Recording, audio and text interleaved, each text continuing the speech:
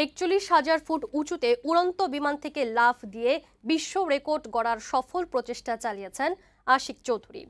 দুই হাতে বাংলাদেশের লাল সবুজ পতাকা মেলে ধরে ভেসে বেরিয়েছেন আকাশে।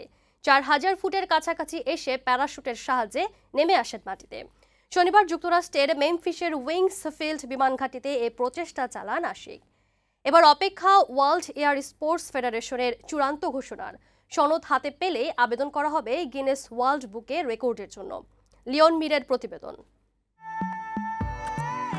ছোটবেলায় উচ্চতা ভীতি ছিল যশোরের ছেলে আশিক চৌধুরীর। তবে আকাশে ওড়ার স্বপ্ন থেকে ভয়কে করেছেন জয়। জীবনে ১,০০০ ফুট উপর থেকে ঝাঁপিয়ে পড়েছেন অনেকবার। অদম্য ইচ্ছাশক্তির বলে নিজেকে প্রতিষ্ঠা করেছেন একজন সফল স্কাই ডাইভার হিসেবে।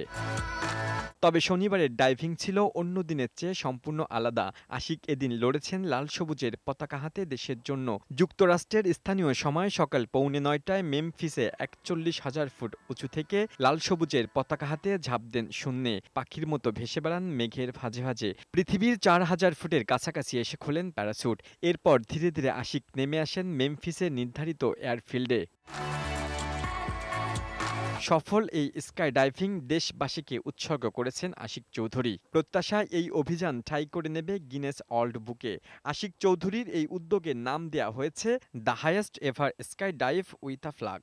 সফল হলে the world air sports federation এবং গিনেস ওয়ার্ল্ড রেকর্ডসে দুটি রেকর্ড ভাঙবেন তিনি।